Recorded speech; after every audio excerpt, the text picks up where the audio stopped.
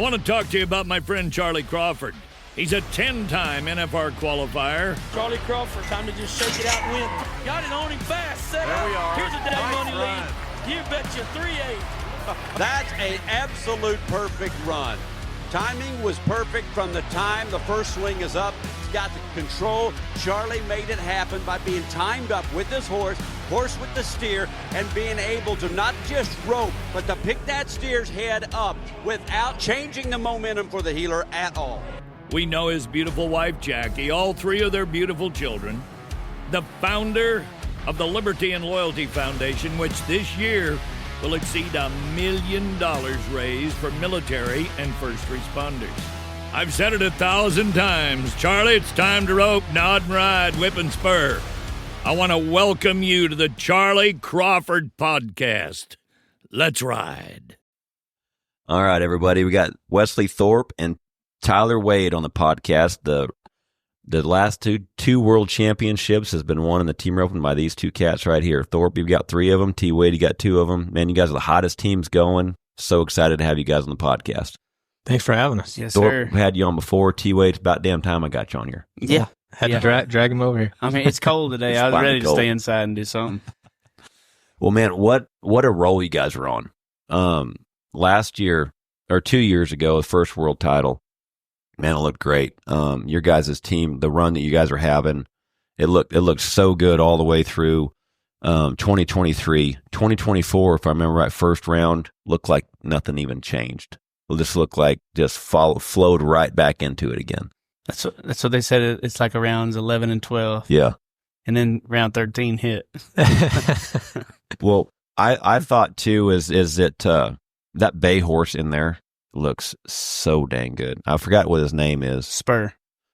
Yep. So I remember you showing me some videos. I forget how many years ago. I think you rode him at maybe Northside for the first time, and you showed me to him. I loved that horse from the first time I seen him.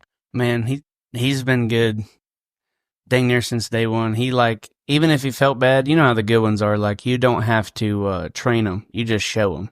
You'd show him what you wanted him to do, and he would do it the very next round.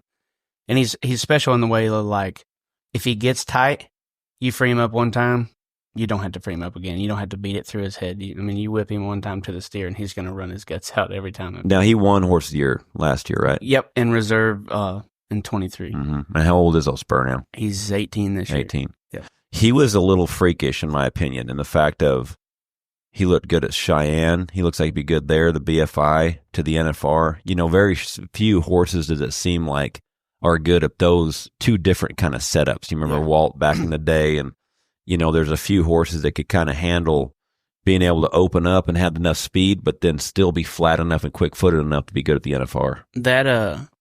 He gave us a chance to win the BFI before, and then we won the fast time of the BFI this year on him. So he's kind of, he's dang sure versatile. But one thing that horse taught me was how every step matters and how to control the steer's head and put him in stride and where exactly you want the steer's feet to be, and shaving everything off in that way. And that way you can have a good horse, and I don't care what he costs, but scores, run, faces, does it all. And if he can't turn a 4-3 into a 4-flat, you don't need him for your first string horse, I guess you say. You still need a horse, but not necessarily. That's what I remembered when you showed me those videos. I remembered how good, like, he just stand right in your hand, looking right where you wanted him to go. And what I noticed too is, like, when you left, everything was flat down on the ground in a short, quick stride where it looked like for me, when they're down on the ground, leave off your hand so good, it's so easy to pick up that stride with your swing where you can. It's amazing what that does to your tip speed and your accuracy for me when you go to roping. No, that's when he looked like he had that. If I threw in the same spot and didn't change anything, those 3 7s we had in the first round would have been 4 1s. They would have been fine, but it wouldn't have. You look up and you do that 6 more times, it's 60, 70, 80,000 that horse helped you win. Right. The other ones wouldn't, Now, Wesley, there, I seen where you had a new heel horse there at the NFR. I rode Turbo, Patrick Smith's horse, at the NFR. And that was last year's heel horse of the year too, correct? 3 times in a row, if I'm not mistaken. He's won it 3 times. I think it was all 3 in a row. But Now, did you buy him, or was that a lease? just or leasing him. rode? Yes, sir. Just leasing him. But I've ridden him a bunch before. It looked, it's yeah. sharp, man. I thank you. I rode him several years ago, and then I rode him a bunch this summer when my horses got hurt.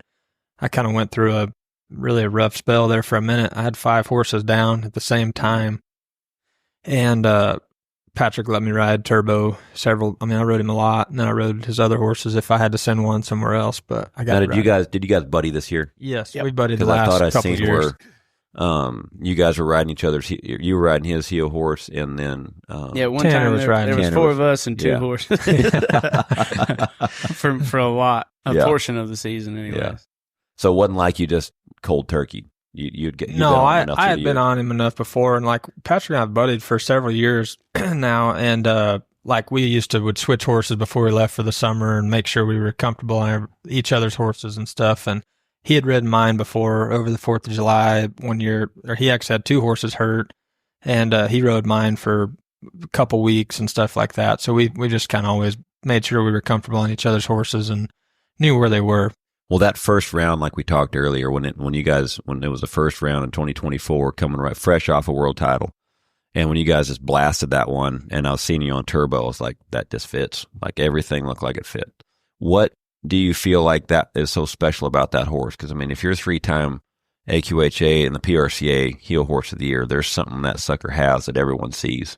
What do you feel that So I think he's is so got special about that horse? He's got the tools to be as sharp as you can be as far as foot speed and like, you know, make the run happen as fast as you want, but he's also very fluid. Like keeps his shoulders up naturally. He's always moving forward until your loop hits. But the minute it hits the saddle horn, he is running backwards. Like he is brutal as far as getting a finish and ending the run, but he never takes it away. Like you can always stay with your delivery. You have a lot of forgiveness there, but the minute the run is, over, it's over. Like it's on the saddle horn and running away. So he's very violent in that area, but he's also as forgiving as you want one to be. So like, that's like kind of the perfect when combination. Shoulders stay up. It's so forgiving to be able to do that instead of when they punch. Yeah, it does like seem like his butt goes down, his feet still stay forward through the delivery. But then, like you said, when you dally, it looks like he gives a jerk. You don't take it. He is wrecking the steers, and like once you put on the saddle horn, you better mean it. And he doesn't, like I said, he's not hard to dally on, but like once you get it on there, you better have a hold because he is bringing the steer back to you. Yeah, that's fun. Yeah, the horses look like they fit. I've seen a lot of times, when you go back to Speed and Rich with Viper and Roni, and there's been that certain type of run where you see Walt and. What was it back then? Of course, he looked good behind almost everything, but Jackal. Yeah. You've seen certain horses that fit so good together, and then the Ropers. But yeah, when I watched them first couple, I was like, dang, this is this.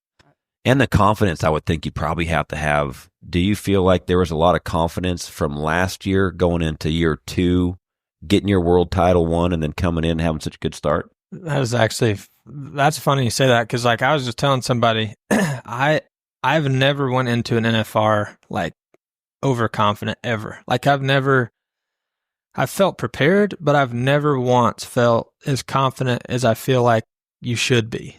And just because I feel like that setup is so tough, the guys rope so good, and the steers are so strong and they hit fast. So like the angles have to be perfect. Like header has to be perfect, head horse has to be perfect, heel horse, heeler, everything has to be perfectly aligned to be successful in that setup. So like I've never once, I guess, underestimated the conditions of it.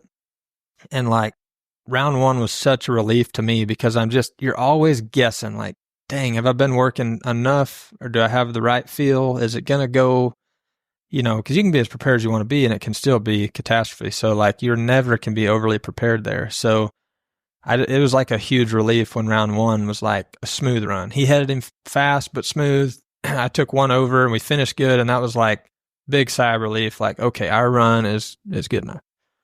I don't think the pressure ever goes away, though. There's always different types of pressure, obviously. Like pressure to do good and pressure to keep doing good. Yeah. So like, for instance, it's kind of like, all right, I'm a world champ, now I can do it again. Yeah, and that's all they say is, now they're like, go get you a third one. I'm like, well, I never thought I'd have the first 2. But, there's different, you can add that pressure or just kind of not worry about it. But to have the head horse of the year, and then he's riding the heel horse of the year on probably one of the best healers ever. So, like, now it's all on my shoulders. And I'm like, well, I don't, then you wonder, like, am I good enough? Is this going to work? Can you believe it's set up for me to win it if I'll just do my job? So there's always pressure. But for us, I feel like at this point, we know what we can do and what we can't. And after winning the world, just having faith in, like, hey, that run's going to work. We just need to stay the course. Instead of wondering, like, is it good enough? Should I speed up? Should I slow down?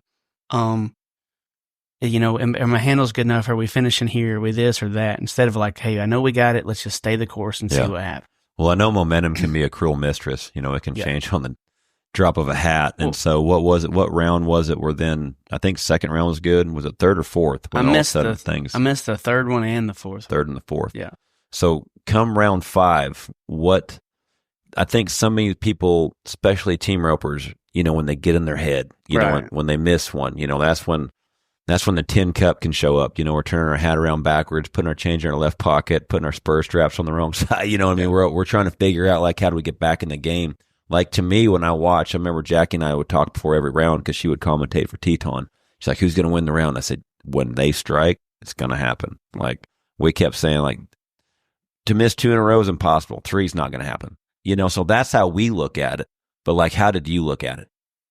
Honestly, I'm the biggest, just like Thorp, we're numbers guys. Like, how many more times can I lose? So we're going to, it eventually, if you hit red 5 times, it's going to hit black here in a second. You know what I mean? So I had went like, in the last like 34 steers at the finals, I'd missed one before I missed that one. So, like, odds are I was about to miss one. And then I missed 2 in a row, and, like, odds are, like you said, I'm probably going to catch one before long. It just kind of goes back and forth. Like, the winning the first 2 rounds or losing the first 2 rounds doesn't define the next steer. You just keep staying the course. And, Wesley, he had a few struggles the year before that, and he went to talk about it. And I just told him, I was like, hey, have we messed up a good steer yet? He said, no. So that don't matter then. We wait. And then good steer strike, bam, bam, got him. So I feel like that's one of the main things. The dynamic, in my opinion, of y'all's team is the fact of how many plays you can make. Right. You're not going to mess up the good one. You're probably going to set the arena record on the good one. But what I've always been so impressed about your ability is that playmaking shit that you can pull off out of nowhere. And then, in my opinion, Thorp, is that, man, I really do. I think you're the Clay Cooper right now of this generation. There's no misses. There's not a miss. There's not a mess up. When he cleans up and he hits, bam, first top. When things happen and they got to make sure you go around them, you don't leave that easy money on the table.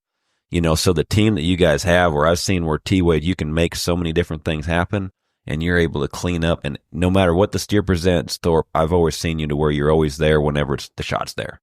Like, I think your guys' team is so dynamic. Thank you. Yeah, thanks. That's definitely what that's what we kind of credit ourselves on and work on, is being able to, 10th round, it's wide open, go catch, or last out at Houston, clean run to move on, be able to do that, execute, because there's not very many steers throughout the season that define where you end up.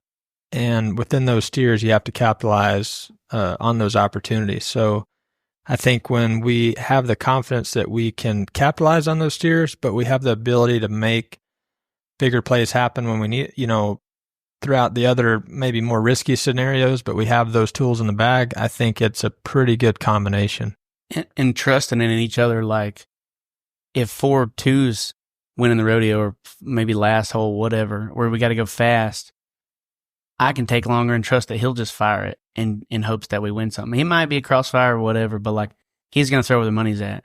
And then letting me do the same thing where, like, if I hook him fast, he'll probably clean him up. Mm-hmm. Where, like, if I for whatever reason go too far, he'll try to make up the difference. And, like, we're both the quarterback in the aspect, but we're also disciplined enough to. Well, there's wide receivers that can do so much to kind of take the heat off a quarterback. When he's not open and there's a little spin right there where he can get loose, and then the quarterback can react to it. Like, you guys have that knowledge, and that it just, when, like I said, the last couple of years I've watched you guys rope, you guys are on the same page. You guys can read each other very well, and it's one of those teams that we've seen where it matches. The Speedy had Rich, and then they worked. you know, and to see Jake and Clay and the consistency that they did, where you guys are being fast and consistent.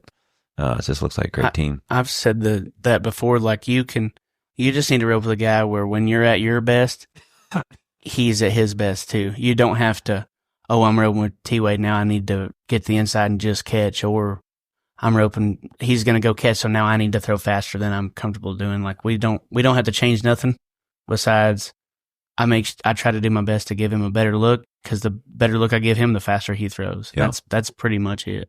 So it's kind of a battle throughout those rounds, kind of who all had the chance right there coming into the 10th round this year for the world title. So who all was in the race, and when you guys roped, did you know what you had to be? So Coleman and Logan were... You got to tell them the night before. And we won, like, what did we win, 5th or 6th the night before, and it wasn't enough. So I called him, and I said, we got to look at this. We got to know exactly what everyone has to do. And then... So we sat down and looked at it, and I remember sitting in the room, I had it all drawn out, and I was like, there is a lot of scenarios, because Clay Smith's winning the average, Clint's second in the average. We got to go last. That's why we needed to know. Yeah. We're going to be dead last, but there's a lot of things that could play out, and there's 4 other, there's Coleman and Logan, Clint and Jake, Driggers and Junior, all had a legit fighting chance in the 10th round. And I think just to kind of help the viewers understand this is because the round's probably the easiest thing to understand. Yeah. When someone goes out of the average, we have to know who all's in that average race. You have to factor that in. That is really hard to keep up with during all that. How far do they drop down, and how do the other guys? And the other guy jump up at. And all these teams are in the average, but they're also being forced to press. Yeah. Every team but us was in the average. In the average, in a good spot, first and second. Yeah, because you guys kind of had to speed and rich them.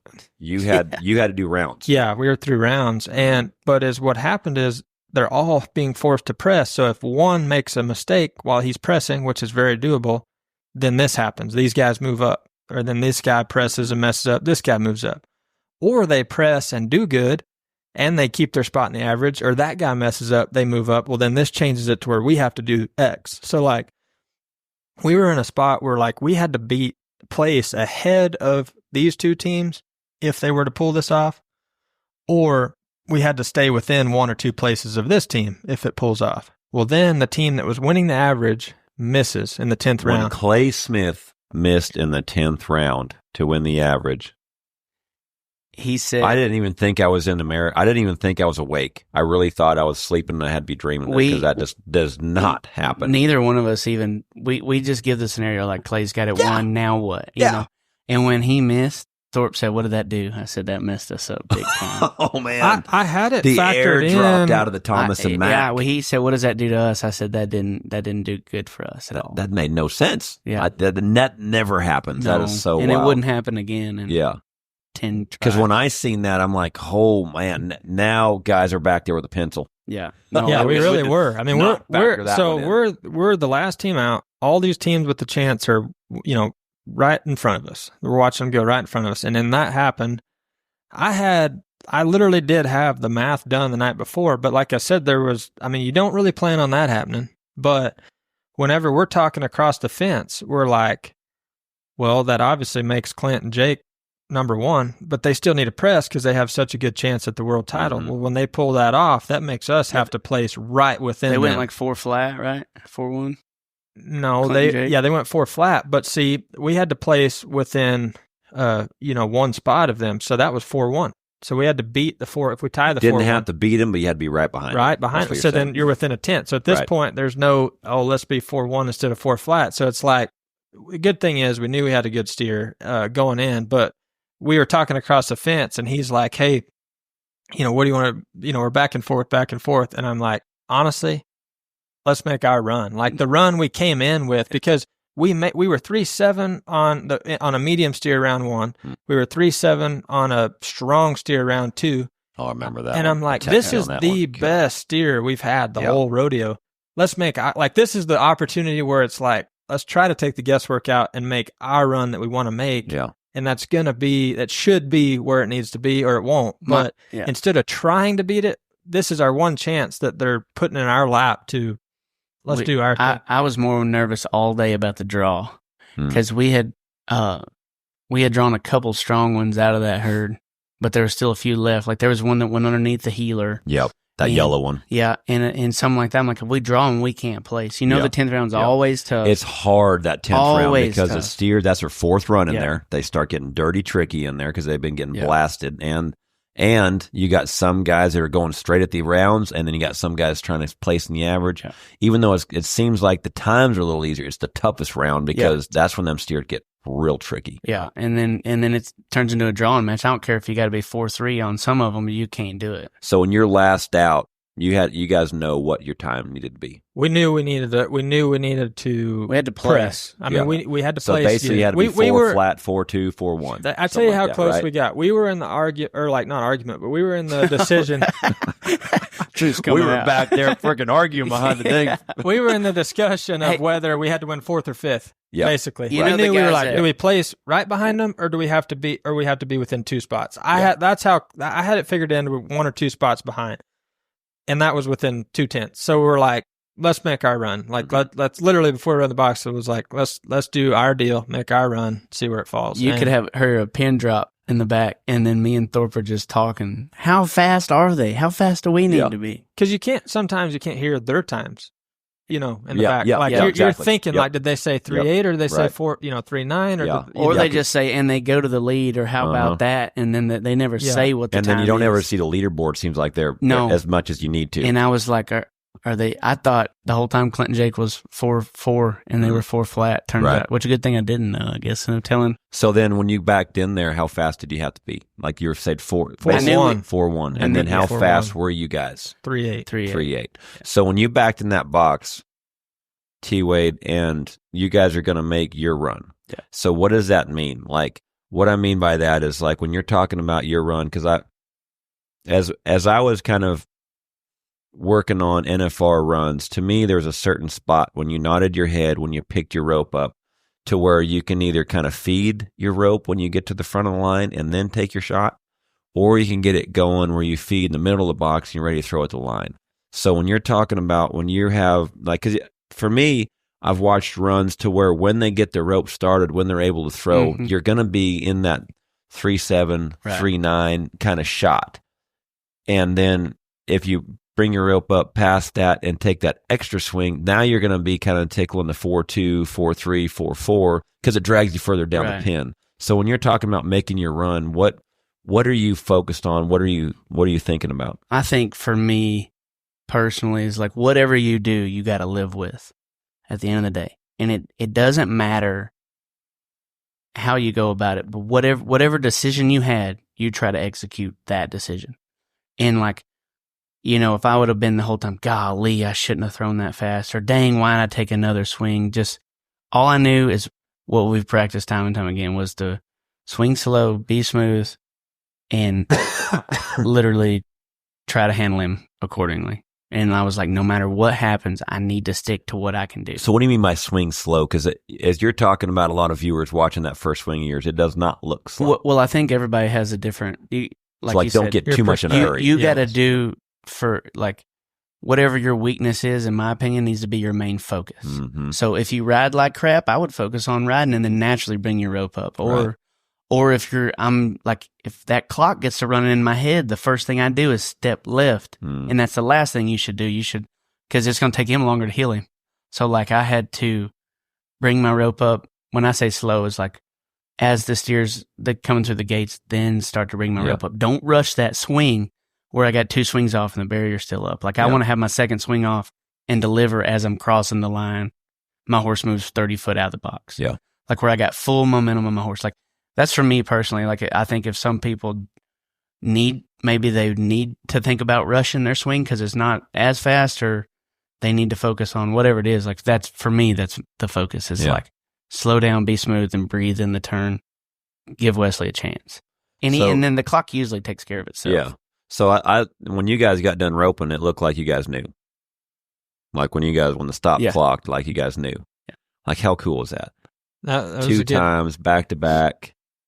was that what had to be fat? Like, that's old school. You know what I mean? That was like when Speed and Rich is like when they had to win world title, they had to do it usually round and round. I mean, how many times have all of us roped the dummy and said, all right, I got to be 4 flat to win the world? Remember how you many know, mine was a cowboy toy, but yeah, most of you guys was the fast lane. Yeah. To be able to kind of have that all of a sudden have that fruition and like, holy crap, that's what I used to dream about. Yeah. It was. Yeah, that's pretty fun when it works out that way. I mean, the 10th, it's almost inevitable that it's going to be in the 10th round nowadays with the average and rounds pen what they do. So it's not impossible, but it's very hard to have it sewed up by round 10. So with the money up. Yeah. Sure. Mm-hmm. So it's it makes it more exciting, but it's definitely it was rewarding for sure when it happened. But I mean when he got it on him smooth, fast.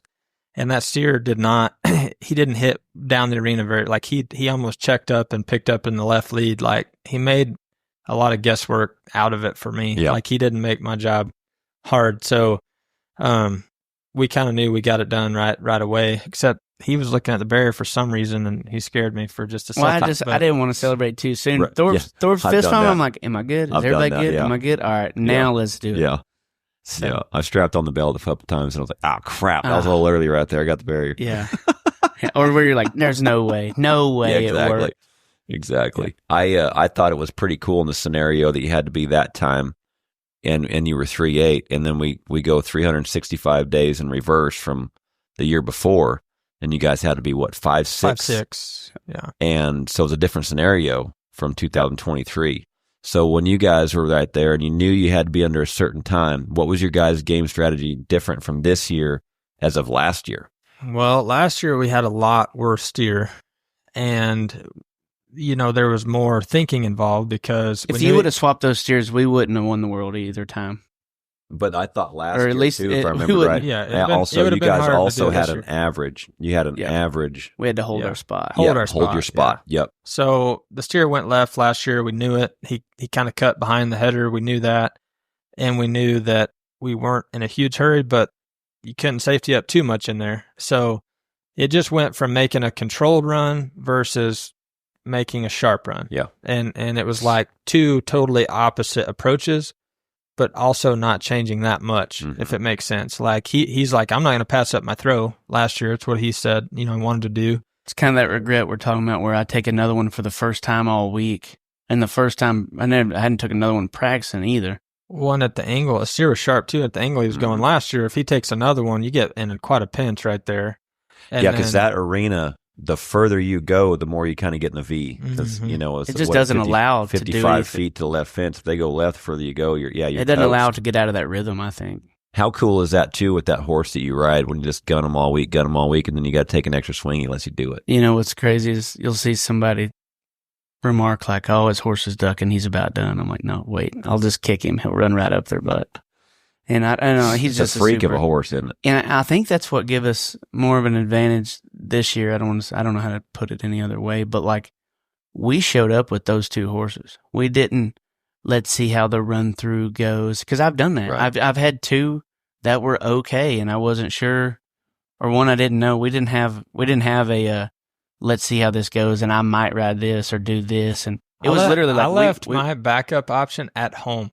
Yeah, on purpose. I mean, it was. I'm like, don't do, because I mean, burn the boats. Yeah, yes, the black horse is like, I'm so confident on him there, but I'm like, if I take him out there and something goes wrong, whether it's his fault, my fault, the steer's fault, anything, or if something goes wrong and it's not Turbo's fault, I might be tempted to jump on the black horse. I'm like, I know my plan is what I want it to be. If it comes down to it and we need to ship him all night to get here, we'll do that. But I think when you have two horses like that, you don't even have to question it. As long as they're sound, that's what you're riding, because they've done their job for the last 5 years and never screwed anybody. There's odds are it's your fault if you don't win, Yeah. And it left a lot more on the table because Wesley don't mess up and the horses don't mess up, like I said. So it was just me.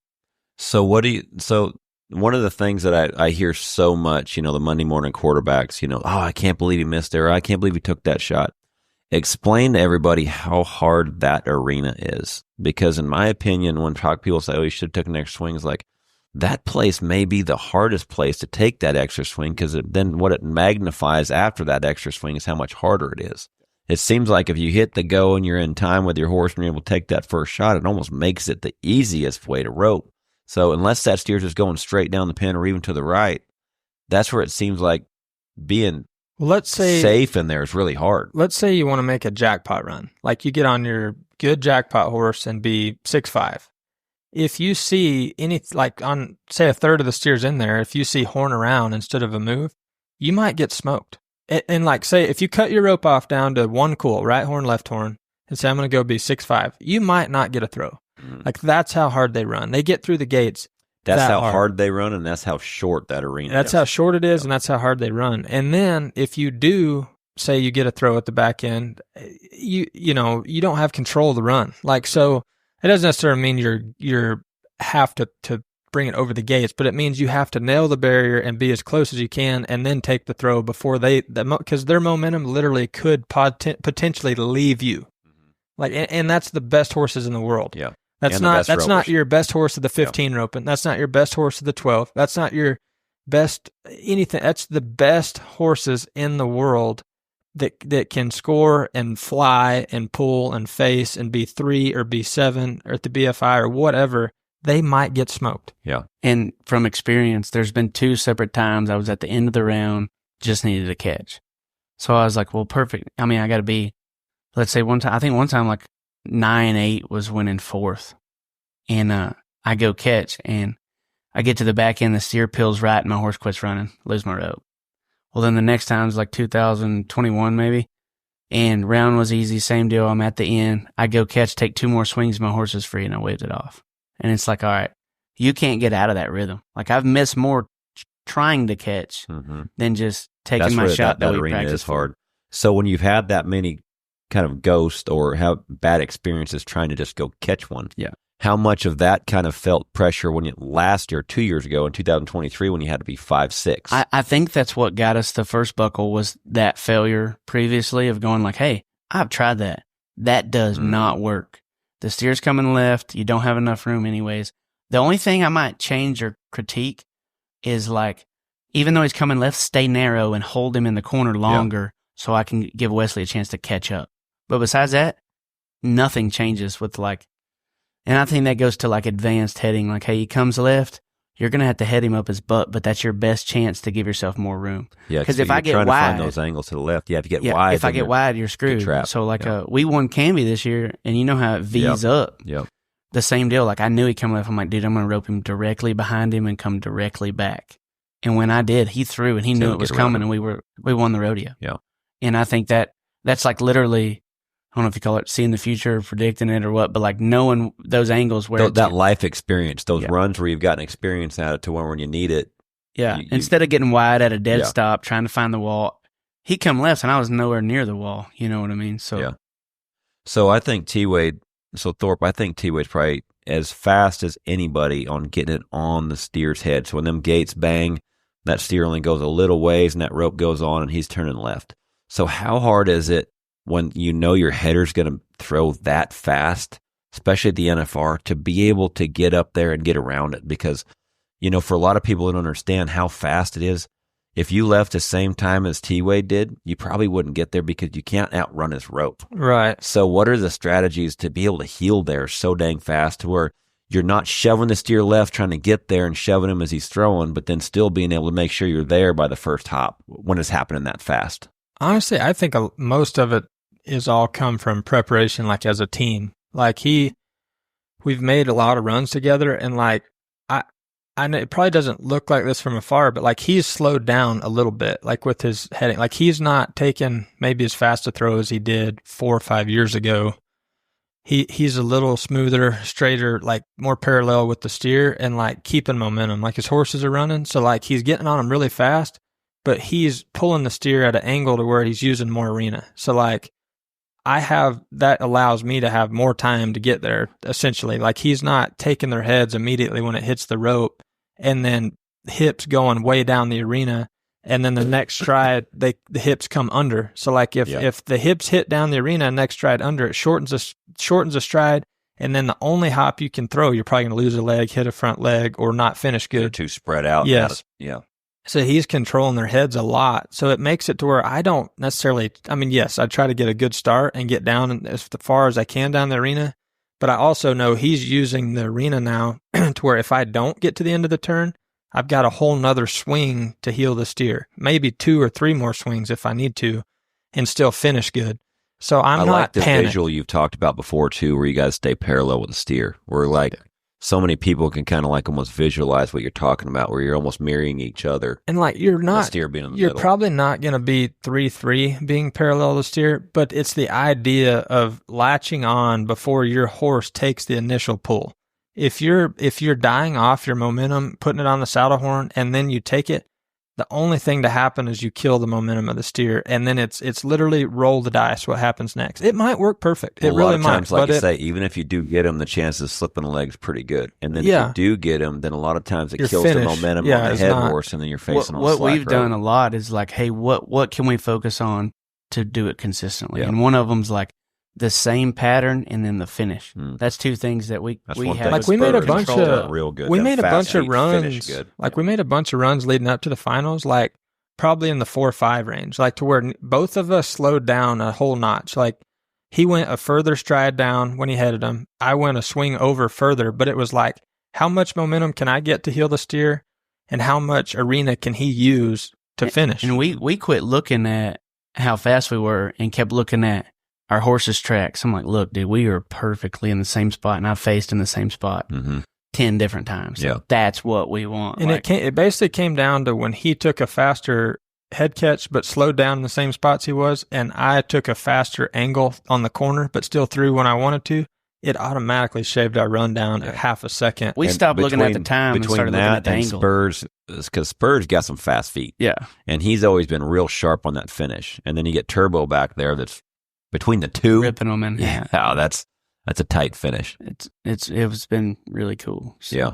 Oh, I tell you, we talked earlier about like playmaking. That second round, that was freaking phenomenal. That- Steer was strong. Holy we didn't shit, plan on that. was a freaking amazing run. Anybody go I think back? he threw go before back he was and watch planning. I round threw before 2. I was planning. But yeah, it was funny because That's a top 10 probably NFR run. our first round steer was just sharp, middle of the road, like smooth run. Like he got it on him as good as you could picture it, handled him. I went a whole swing over him, and we were like 3-7. Like that was awesome to make what we felt like a practice pin run in round 1 to be 3-7. Yeah. And then round 2, it was like, Well, he left you. let's not do Man, that I again. mean, he left He you. smoked Yeah. me. I didn't. That's one of those we were talking about. You take 2 more swings on that one, and Oh, Yeah, you don't. We're- he's we're- jumping out the back of the gate. yeah, he's out the back in the ring. It was literally like, you know how it is. Like if you were holding your horse hard in the corner, you better be expecting a hard release. And I don't think I was holding him hard enough. And he was on cruise. I'm like, oh man, what a steer for this. And I don't know. I don't even know why I threw. I was glad I did. And you know how it is. Like them steers, they're already weigh 550. They're already heavy. Well, when they're 4 And pulls fresh. away, they're a lot heavier than they are when you're a cool back. You know what I mean? Just like, try to drag a drag from 30 foot away versus 5. You know what I mean? Yeah, exactly. If you're interested in coming to a clinic this year, my 2025 clinic schedule is posted on charlycrawford.training. Go there and see if we are headed to an arena near you. If you're wanting to host a clinic, I have a few dates available.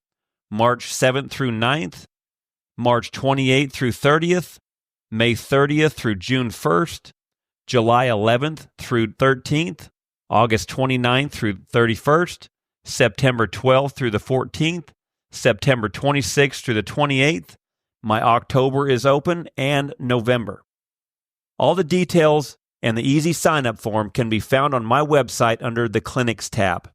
If you have any questions, email me at charlycrawfordtraining@gmail.com. So do you change your ropes at all? Like what line of ropes do you use and what lay of ropes you use? Does anything change from the year till you go to the NFR? Because sometimes that I've been there, sometimes the horns are almost bigger there than they are most places. Yeah. Does any of your stuff on the head side change? The only thing I change is when the weather changes. Like, you know, those guys, they go to the store and they get the rope and they're like, oh, this one doesn't feel good. I'm like, well, wait till the weather changes. And it was tied for the summer. It was tied for the winter. Like, you got to make sure that your ropes are prepped for those conditions. Like if you go to Arizona and it's sunny and 80 degrees, that stiff rope probably feel pretty good. Did you guys go out there the Arizona jackpots Oh yeah, too? we've gone the last few years. We love it out there. So what line of ropes and lays, did you have something different for Arizona than you did for, say, NFR? I just tell them to make me both, make them for the heat and then the cool, and then mark them different so I know. Pretty much just like buying them at the store. So which line do you use? Power lines. Power lines. Yeah, so power line lights. And then what lay do you use? Either soft or extra soft, depending on the weather, and you know how that changes. And like you said, if it's hot outside and they got big horns, I feel like I need a stiffer rope. But the stiff rope might be a little too much on it when it's cold. And you know how it is when you got it in the hotel room or in the arena, it feels good. Well, then you step in the alleyway and it's 37 degrees, and now it's all of a sudden not feeling as good as it doesn't take did. long for it just kind of softens up. No, huh? and I don't think people understand the difference. Yeah, in because that, everyone's keeping in that gym as long as they can. Oh, so yeah. So when you go down to that alley and right behind that head box, there's a gym to your left. Yeah. Where I don't know where maybe the warm ups. Yeah, are they're for the this- media room somewhere yeah. over there to keep it So warm. right there before you go down that alley, there's a little door there, and that's where all the journalists and all the media room is. Well, that's where everyone keeps their ropes because it's probably what room temperature. Yeah, probably Yeah. 70. And then you come out there, and like I say, if it's a cool night with the fog or anything like that, it does affect And you never the ropes. know out in Vegas, it's liable to be 55 at night Yeah. or 30 Yeah. too, And then so- when that's that night, it never seems like it makes a difference. But there's been nights yeah. where them 30-degree nights that you Yeah, can and then just feel it fold around your you hand don't get sometimes. enough time in the arena because, you're sitting in the back and then just bam, you're up all of a sudden. So you don't get a chance to change anything. Thorpe, do you change a line of ropes and lays or anything? Because I know, like, it seems in Arizona, some of them steers probably pretty small, fresh, fast. Only and thing then- my man changes is socks.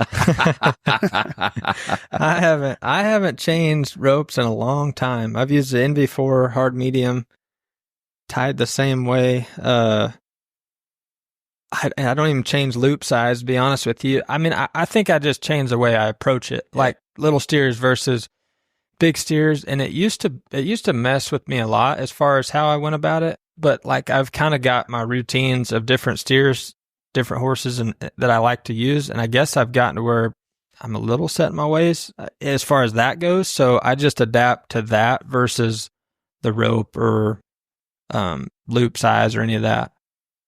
So, T-Wade, I know when you rodeoed, back in the day, I would have probably compared you probably a lot to Billy the Kid. Dang sure pretty wild, might have run from the law a little bit in certain situations, had a good time. We had a real good time. We went for the party and we rodeoed on the side. Yeah. Yeah, exactly. And then now it's a lot different, isn't it? Oh, yeah. It's Got you a 100% couple different. kids. So Weston, you said he's 6 now? Yep. And then just got you a little girl. She's 10 weeks. Yep. 10 months. 10 Yep. months. Yep. 10 months. So what now does everything feel like now as far as rodeoing and priorities and things like that? Obviously, the priorities have changed, and then like perspective and all that, where what truly matters isn't winning.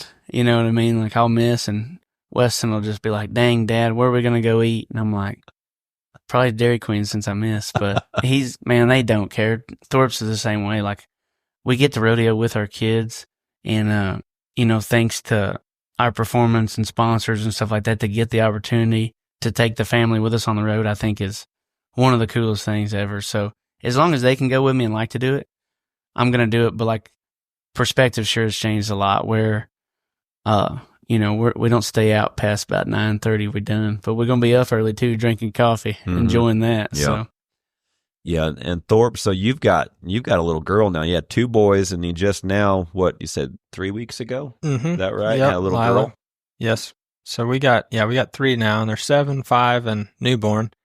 So we haven't had to make any trips yet as a family of 5, but they, the boys are old enough now. They're pretty self-sufficient as far as getting themselves ready and doing all that. So I think, and they have been a big help with the baby. They might kill each other out on the side, but when it comes to helping, And they held down with they the like little the sister. Yeah. So we'll see. I mean, they do like to go. They get to do a lot of fun things in the summer. They get to be a part of it. So as long as, like he said, as long as they're, good with going and everybody's, good that way, it makes it a lot easier to do. What's it like when you go from 2 boys to a girl? Because I know when when I had Creed, you know, it was a different feel. It was, you know, like for most people, it's very, very hard to explain because you don't really know till you have them, you know, and stuff. And so, like when Creed was born, like it was just in a different spot. It was a different part of my soul almost. You know, when I had him, it was like, you know, a protector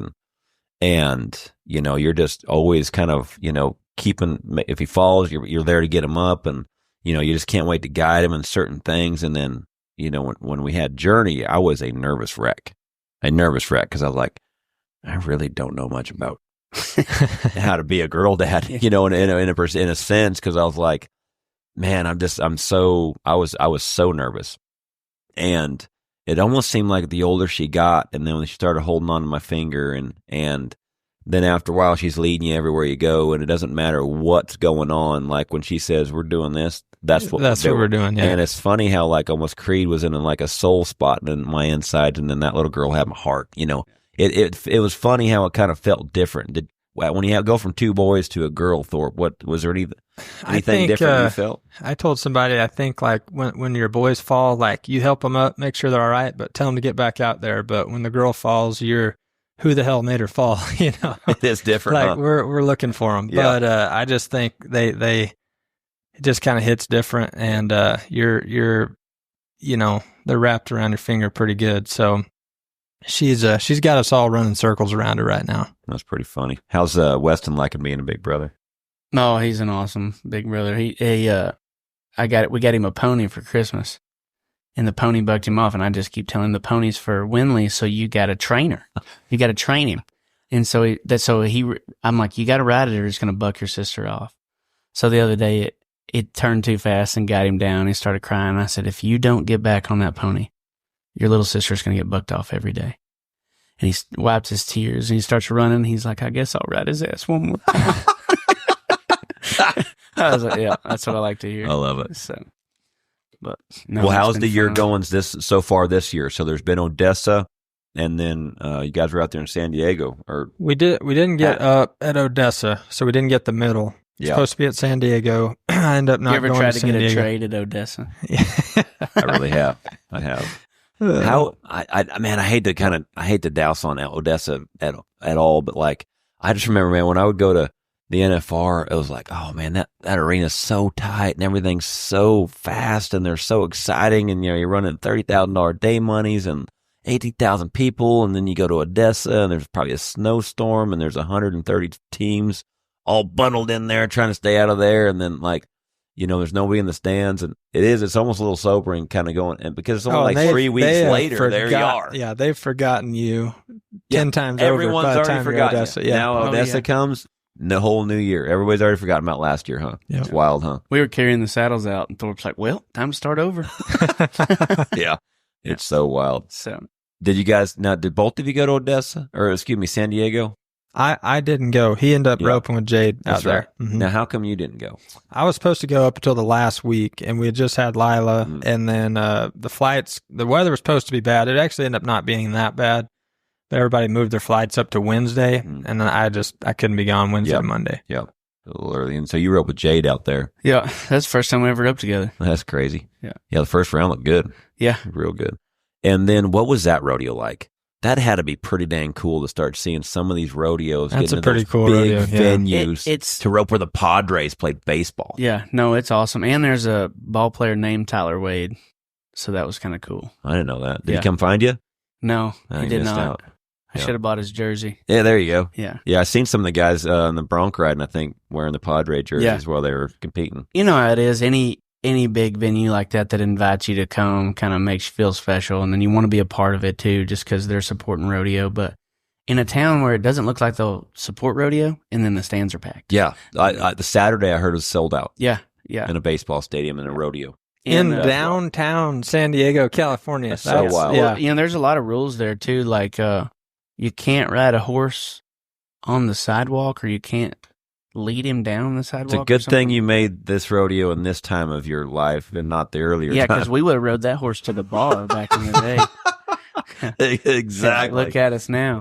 Look at us now. Look at us now. You had the trailer them in, so the trailer's parked in the back. You saddle them, do all that. Then you have another stock trailer that hauls them into the arena before you can get on. That stage's so wild. It's kind of weird. But they had to jump through hoops to have the sucker, and then they still did it. I love It was the fact amazing. that they're not backing down. They did not They're back not down. backing And down. then They're not they're all- cowering down. I think he said they're dealing with some lawsuits and stuff like that, Yeah. trying to keep Nonstop. And they're Yeah. like, no, we're going to have this event as long as we But can. sells it out. That is awesome. Good for them. Because that's a big brass balled swing right there Yeah. to be able to do that. Yeah. Like you say, where it's at, and then to have the success And of it. it's nothing amazing. to go screw them. Let's go somewhere else. But they didn't. They freaking had it Yeah. right Yeah. there. It was pretty Yeah. cool. Yeah, that when they sold it out Saturday, and I seen Sunday was really good too. Yeah. That was pretty cool. What I seen were Squeeza and them. They're off to a pretty good start. I seen Dustin and they won the jackpot, the Super Tuesday jackpot. Yeah. Didn't they? Dustin Odessa? was first and second. First and second, And he won San Diego. and then he won San Diego. Yeah, that's all on that 6-year-old horse. Or So 7-year-old because he's horse. got a new horse Yep. coming out, correct? Yep. He looked good at San Diego. What's crazy about him though is he doesn't have to have a new horse or a good horse to win. But when he does get a good horse, it's, Yeah, it helps him use that rope. man, that sucker, Mhm. he's probably the rankest rodeo header there might have ever been. Yeah. Yeah, his playmaking ability is And- phenomenal. and That if- one, that first round run at Ellensburg this year, holy shit. Well, you know how everybody wants the barrier long to have a chance. Well, I can tell you this: your best chance is to make it short, where everybody can throw at the line. Because the further they are that's only too hard for you, not him. Exactly. And He's a special athlete when it comes to getting that So- rope to the steer's head from a long damn ways. Yeah. Who did he win first and second with at the Super Tuesday jackpot? First Levi and second with Travis Graves. Good for him. That's pretty cool. Then we talked about horses. T Wade, you end up having what I thought going into this year, having everything set up kind of where you wanted. You had your Spur, which is horse of the year, had another one coming up underneath of you. She looked really good as a mare, correct? And then one that roping down there in South Texas, correct? What was that one called? the South Texas Showdown. Mhm. The mare was called Brandy. And man, it looked great. Yeah. Like I was watching, I'm like, man, you got stuff coming up under you. Looks like everything's set. And then she goes down. What happened? She had colic surgery 2 years ago, or almost 3 years ago, and then it was expensive, but we got it paid for, and it was worth it. I told Dr. Harvey, he's like, how good is she? I said, save her. I don't care what it takes. So they had to open her up twice, and they saved her, and we had her on a pretty strict feed regimen. You know how that goes when they colic. So it was, Mhm. and man, we've done everything that we knew to do, and we even got security cameras in our barn and everything to watch this Yeah. horse. You can ask Thorpe. I was as anal as can be when somebody hauled it. But 6 p.m. we fed, and at 6 a.m. she was dead the next morning. So that put us in a little more of a pickle. Like, all right, I got the head horse of the year, and like I said, great healer, but I don't have but one good horse. I'm like, and I better get to looking. So I tried 30 within the last month before I found one. You know how hard that is. 30. I was lucky to find one in 30. Yeah. And everybody thinks they got a good one, but they Yeah. don't know the difference. I tell you what, it is so hard too, because I hated when Patron went down, when he colicked and died, man, I hate trying horses. I hate it because it's just such a time suck, the amount you have to try. And then if you do, it's like, all right, was it really that good? Because those steers were open, Well, to then try one. And The hardest thing is like when you like something about it, but you don't like it on the day, and you're like, well, am I being lazy? Do I try them more? Or am I going to like this? Because they're not always, the great ones, honestly, don't always feel good off the bat. So that's what's hard. It's like, But two, you can't let some low numbered guy or anyone, honestly, for that matter, try your horse for a month if you don't know their program. Because you don't. Most of them are not going to make your horse better. You know what I mean? So it's hard to say that, but the reason I bought that horse is they let me ride him for a month. I got to know the horse, got to understand him. I'm like, hey, I'm loving this horse more and more every day. And Thorpe had probably one of the best points I ever heard when I talked to him about buying an expensive horse. He said, man, just take your time, whatever, don't pressure it, but you need to be excited when you write the check. If they cost that much. Now, if he costs $20,000, yeah, he'll get us by. We need him. Let's do something. But like when he costs real money, like, well, if it's a pain point for what you're given, but you're excited to sign the check, that's a pretty good indication that you're on the right. That's what he said. If you're excited to ride this horse somewhere and excited to write the check, to own him, he's like buying. Yeah, some of the ones that I've gotten to, I think most of the ones I've bought usually were when I was able to get a few runs on them, because I never really was a fan of running much more than just a few, because I think when you're running them at our level, the more you run on them, it's hard for them to kind of stay peaked out. And so, the people that would let me see how they scored. Yeah. All right, see how that jackpot went. Kind of be able to put him in a certain situation. But can I tweak his face? Mm-hmm. Can I tweak the turn? Is he willing? Is he okay when I kind of take him out of his? Is he mad when I do it? Right. Is he fighting me, or is he okay with it? Yeah.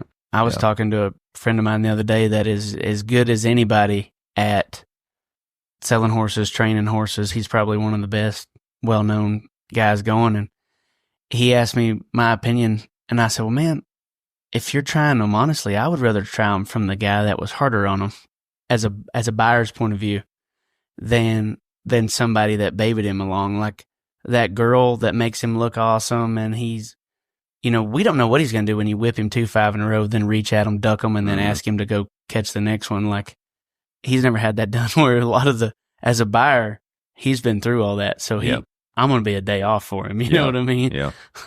That's a double-edged sword. Yeah. So you said you found one now. Yeah, right? I think so. Yep. Yeah. Good. Yep.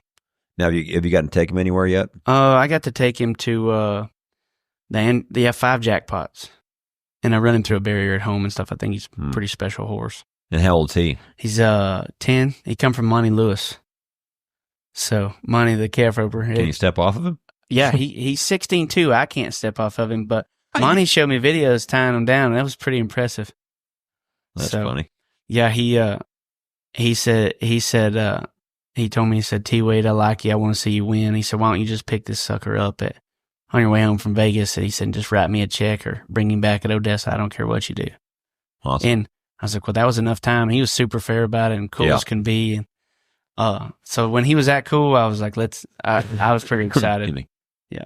So what's kind of the goals besides winning the world in 2025? What are some other things other than rodeo and that you guys are kind of working on as a team, or like T-Wade? I know you do a lot of lessons there in Terrell there at home and stuff like that, but there's some other stuff you guys got going on this year as well?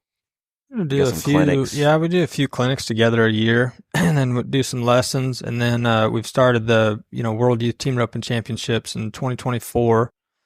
And we're going to continue to grow that here in Stephenville and try to make it bigger and better. And we're looking forward to that. So I just remember like when I was kind of first coming, kind of starting to win and things like that. And I would notice like when the guys win the world, like clinics is just like, your guys are going to be the hot item. Everyone that's winning the world, man, they're wanting to know what you guys know. They're wanting to get the edge. They're wanting to see all the, what it takes to kind of be in the money with what you guys have got. What do you know when you guys are going to start having some clinics, locations, dates yet, or anything? We're going to do one in Arkansas in the spring, around probably the week after Memorial Day weekend, right in there, and then we'll probably do one between now and then in East Texas at his place, and then we usually do one in Idaho in the summer, and then we're kind of looking at a few other places, potentially Colorado, potentially more in East Texas. You know how it goes with the rodeo schedule. We got to see when we're up, and then we'll have about 3 weeks to a month in advance. So hard to plan very far out. When we look and go, hey, we got 4 days right here. Okay, let's knock it out in whatever state we're going to be in, We're actually going to do one in Missouri in the spring as well, but we're just kind of trying to make it all work. And like I said, the schedules, it's sometimes hard. The goal is about 6 to 10. Maybe you guys are going to try to somewhere around there. Yes, sir. It'll be on all our social media pages too. So we'll post it. All your guys' Facebook and Instagram. But I think the thing we're most excited about is this Junior Open we got coming up in March. Yeah. So tell me about that. When are the dates for your World Youth Team Roping? So it's March 21st to the 23rd. It's the week after the Ace Ashford Memorial Roping, where they have a youth roping and a big open. And it's the week before the BFI, where in 2 of our ropings, they're giving away entries into the BFI. Oh, awesome. So that's So what all ropings do you have in the team roping? We have everything. We got 2 open ropings, Pro-Am, a youth. So open ropings. So like you guys are roping together. Yep. So the kids get to come and see if they can spar with you guys. Yep. And then you guys are roping together. So like, is there some money added in that one? $5,000 added to both open ropings. There's 2 open. So when is the open ropings then? Friday morning, Saturday morning. Friday morning, Saturday morning. 21st and 22nd. Okay. And then obviously the Lone Star Shootout will be the day before and Saturday night. So, Okay. And it's So within then, an hour apart. so then Friday morning is your guys' open roping. Yep. And then is there anything else? Pro-Am on Friday as well, any age Pro-Am. So what is the Pro-Am? So the Pro-Am is just Is there a an 5 and under, not on Friday. Saturday is the youth Pro-Am that's 19 and under, but Friday is just going to be the any age Pro-Am 5 and under. Head and Heelan will run separate. Okay. And then we'll do a 19 and under Friday evening, late afternoon. Another Pro-Am? No, Or just just a rope? 19 It'll under be number a 10. number 19 10. under. Yeah. Number 10 handicap. Okay. 19 and under. And And Saturday will be the open, and then it'll be the 19 and under Pro-Am, 5 and under. Okay. Heading, Heelan separate. That way they draw in, they enter a few times, get to rope with the pros. And then we'll have a 14 and under that day, as well as our 19 under warm-up, open warm-up. So the And that's all 14 and under Saturday. will be handicapped as well. Yep. And then Sunday we decided, with our main event, which is 19 under, we're doing a slide format. So the kids will get seconds off if their numbers don't align with, if they're worried about the higher number of kids or whatever. Mm. And then in the second arena, we're going to add breakaway. 3,000 What added. day is that? It's on Sunday on the 23rd. Sunday the 23rd. That's a Yep. breakaway. Yep. And that's it's got 3,000 added. The open, there's 19 under, 15 under. So there's an open, a 19 and under, and a 15 under? Yep. So you're going to have 3 open ropens. Three potential open opens, I guess, 19. Or yeah, but 3 breakaway ropens. That's Yep. what Yeah, 3 breakaway Yep. ropes. Yep. Yep. And we're working with a lot of sponsors to, when they're sponsoring the event, we're working on getting these kids endorsed also. So it's like we're the middlemen to help these kids, initially meet and start getting sponsored. So that's Bye. what I was going to ask. Like, is this your second year? Second year. This is second year. You guys are going to have this youth event. And it looks to me like, and you guys jump in and after I'm kind of done asking the question, but like, it looks like you guys to me are using your platform to be able to give back to when you guys were kids again. Yep. The old junior world. Yeah, this is like based off of that. Yep. So you guys are using your platform now to be able to show the kids basically then what you've learned along the way and what are some of the things you can learn. Because you talked about sponsorships. You talked about, being able to rope with the pro guys. You talked about, them getting to rope and spar against each other. So what is that kind of the purpose of what you guys are trying to do? It's a great measuring stick to see where you are in your roping, no matter where you're coming from, whether it's back east or it's Canada or Arizona, Colorado. It's a place for you to come see other kids where you're at.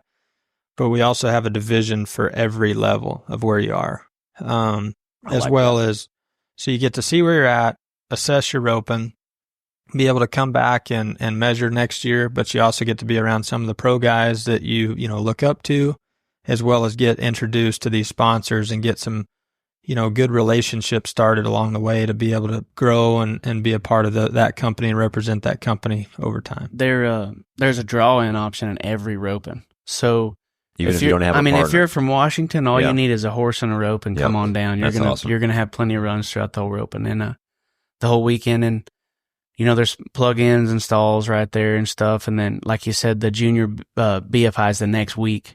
So it's all there's 3 or 4 good weeks of team roping. Yeah. Youth and open. Absolutely. And one of the things we tried to do, and we've talked about it a lot, was like Wesley said, get these kids sponsored, endorsed early.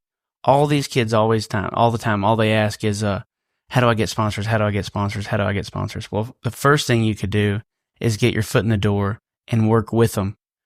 And when you do that, you can grow from there. So what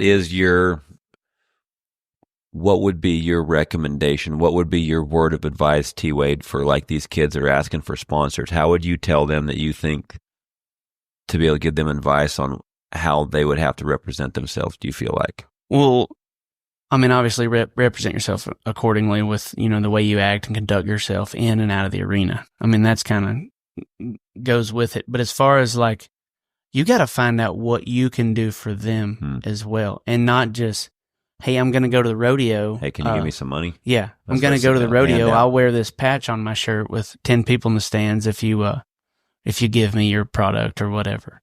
And kids ask all the time, they're, hey, can you hook me up with this company?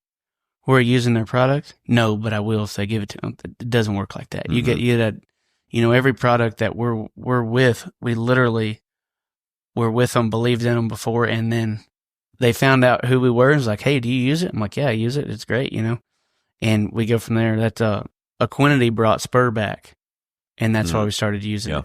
And Brandy, Equinity helped me a lot with cotton. Really? When he was coming back. I mean, huge difference. It's 100% amino acids, so it heals the body from the inside, So, I mean, it truly helps it's a with great product. hoof growth and everything else. Yeah. So, and Succeed was the same way. Brandy had colic surgery, and we were super worried about her digestive system. So we started giving her Succeed, and they kind of found out we were using it and asked some questions, and we worked together to kind of make that happen. They're one of the sponsors in the Junior Open as well. Both of them are. Thorp, what are some of the things or advice that you would give some of these young kids on if you were talking about getting sponsors or how to go about that business side of it?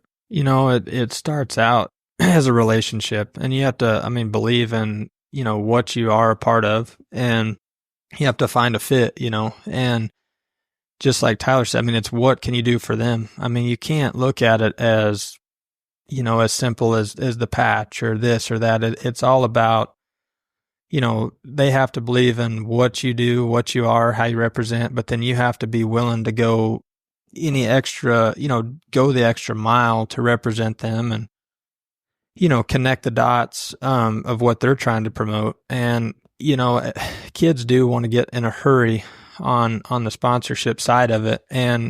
But is what I would recommend is build the relationship first, and then it leads. And that's what we're doing. We're getting their foot in the door on an introduction, building a relationship over time. If you conduct yourself right, if you're willing to, go the extra mile and do these things, represent yourself well, the growth will come. But you got to get the relationship first and prove that you are a fit of somebody that can actually bring value to what they're doing. Because, at the end of the day, you've got to, what are you willing to do that somebody else isn't? Because winning's cool, but it just goes so far. Yeah. Just like we've talked, like all these kids, they think the sponsorship are performance based. If I rope good, I'll get this. If I rope good, I'll get that. Well, I would have to say they're not wrong in the perspective, but it is more than that. Well, too, since you're not rodeoing anymore, but you've done great things roping, you're one of the most valuable people a sponsor can have, because you're going out there all over the country shaking hands with people that are in this industry. And I think in that aspect, you're more important than the guy that just ropes great and then goes home, doesn't shake any hands, doesn't sign autographs, doesn't meet people, doesn't help people. They just rope and then leave. Like, you're out there in the thick of it, meeting all these guys and showing them that the heat's the best rope on the market, or, the horse boots, or the tack and the stuff you ride, everything. It goes hand in hand with what we're doing. So it's the same concept. What do you guys have, like some seminars or anything, like where you kind of get everyone in there together and speak? Do you guys bring in some sponsors or anything like that where they kind of give? We don't speak in crowds very good.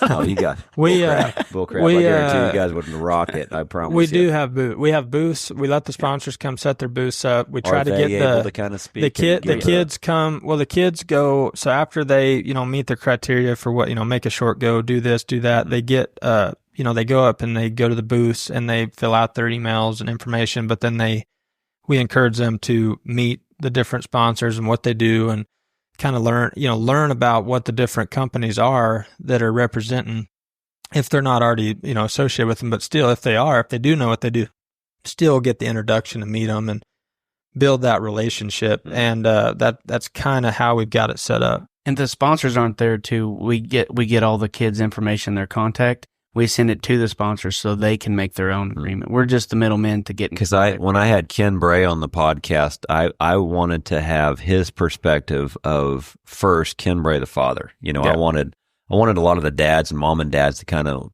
know basically the blueprint that he had to create. One kid that went to the NFR. Right. How did you get him roping? What did you do? Things like that, and another one kind of on the way. And then the other question I really wanted to talk to him about too was for a lot of the kids getting sponsors and getting that perspective from somebody who probably endorses more people in the industry as anybody, right? And so that's where I thought could be kind of cool too, where you had, anytime where there was a chance before the short round, a 5-minute perspective of something to where you get the sponsor's perspective, like their side, what they're looking for. Because he dropped some cool stuff when he was talking about like, things I never thought about, like washing your rig, making sure your rig's clean, things like that. Never thinking that they kind of look for those things. So because your kid, you're keeping basically, you're presentable. I've always done the starch jeans and making sure your appearance looks good and things like that. Well, if your horse is covered in mud, when you're head in the box. Long hair and not having been shod. But like, I really liked what he was talking about is they also look at their social media.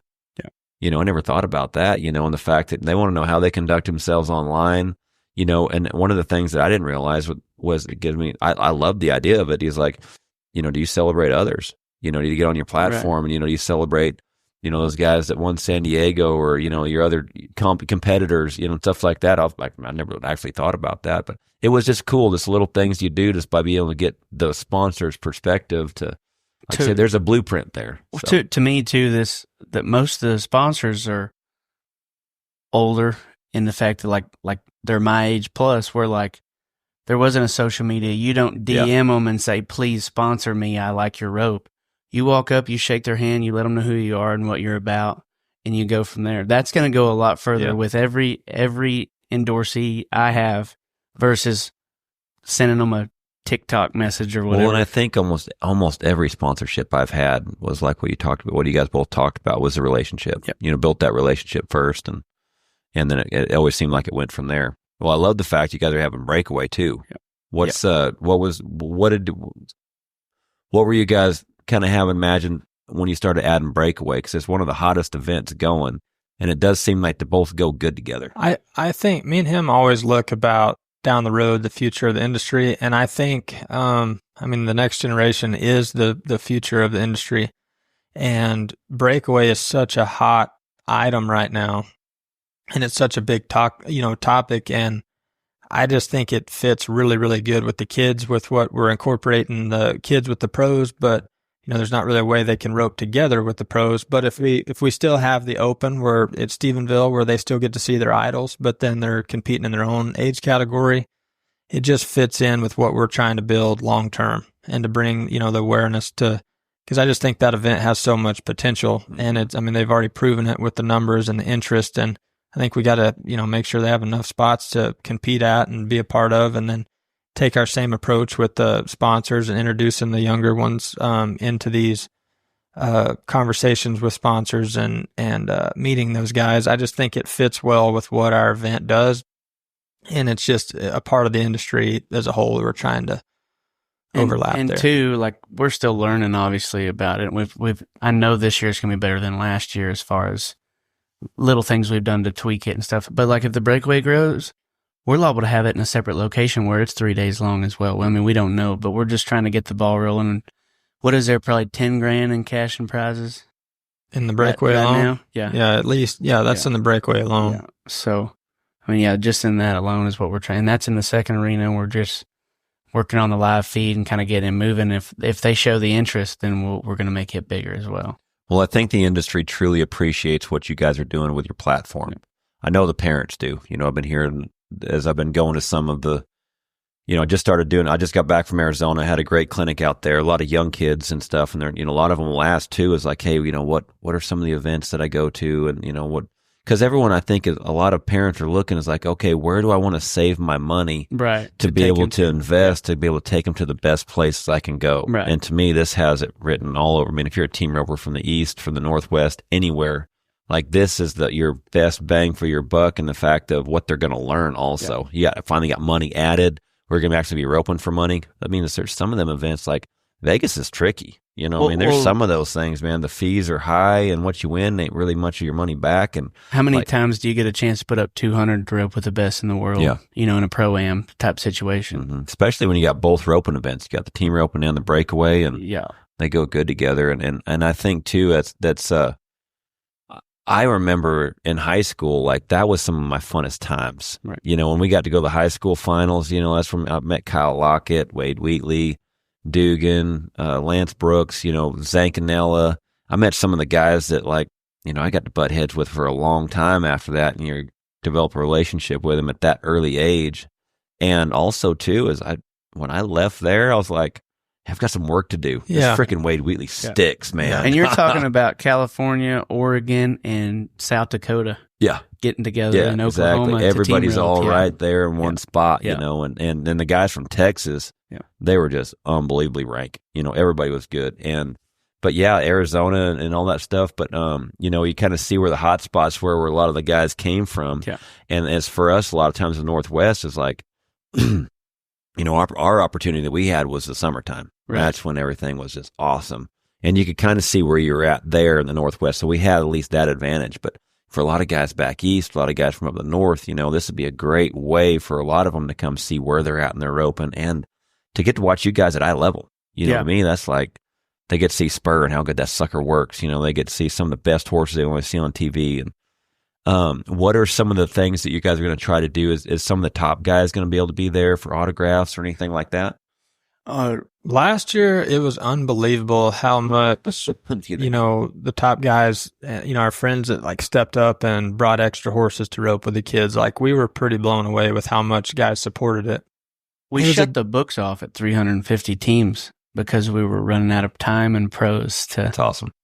But yeah, it was pretty cool just to see those guys step in and be available and approachable and rope with the kids. So like that's what made it work, to be honest with you. Like, having them stay hooked and bring the extra set of horses. I mean, some guys had 50, 60, 70 runs over 2 days, you know, but they love to do it. I mean, they got to season horses and horses that, I mean, you know, they ride so many at a time, but that was a place they could come crack them out and compete, or their futurity in them or whatever. So, and they still got a chance to rope for money, and it was a good fit. So yeah, we're really going to try to base it around, you know, make sure those guys are involved, and they were big time help last year. I would think that with what you guys are trying to do, I would sure think a lot of team ropers would be right behind it, because we've all been there. Yeah. We were all there.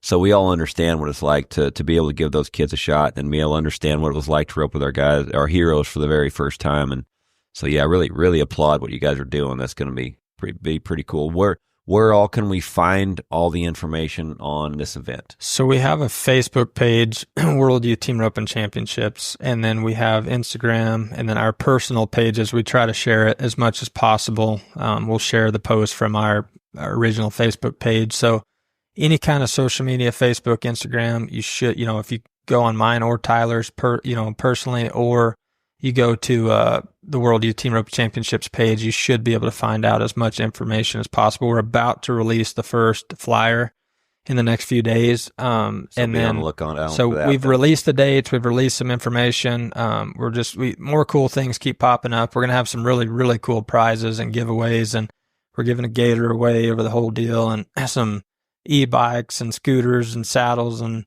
goat rope and shoots. Stuff that's really, really kind of like basically what that crowd's going to use. Well, you're doing a good job of like, all right, this is the stuff that at that age, like this is going to be what they're going to be. And the buckles are in the dummy roping, because, you know, the kids they hadn't won as many buckles yet as the ones that are 18, you know. Yeah, so exactly. That's cool. That's really cool on the prizes that are kind of like age according. We've put a lot of thought into. That's cool. A lot of phone calls over a lot of little stuff. That's for sure. Well, man, if there's parents out there and listening, man, be keeping track on social media, be checking out where this is going to be at. This is what I would be telling every parent to be saving their money for. This needs to be an annual deal, especially if you're just really craving some roping. You come down to that one first and hit up BFI. You know, that's a pretty good couple weeks. The money that you're going to save getting in contact with these sponsors for your kids in the long term is going to be a lot more money than the fees they're going to cost. And they get to go to Hard 8. Yeah. You know, you get to come out to Stephenville. They're not a sponsor yet, but it sounds cool. So maybe. That's right. Well, Chad, if you're hearing this. Chad, get your stuff together. Come on, man. Help the kids out. Come on now. They're all heading that way as soon as they get there anyway. Yeah, that's right. But exactly. yeah, that's going to be cool because this is kind of like Disneyland a lot of time for team roping. You know, this is the spot where all you guys are goat at. roping's in the back too, all day. So. Everyone gets to go see now at 377. Look, ropers, are you ready to step up your game? My online course, The Basics of Roping, is built for beginners, but packed with tools to help ropers of all levels sharpen their skills. With over 2 hours of instruction, frame-by-frame swing breakdowns, when to turn your hand over to keep your loop open, when and where to let go of your rope so you can get the horns in the middle of that loop. Over 15 dummy drills to simulate real-life runs, you'll have everything you need to improve. Go to charlycrawford.training and follow the link under the course tab to get started today.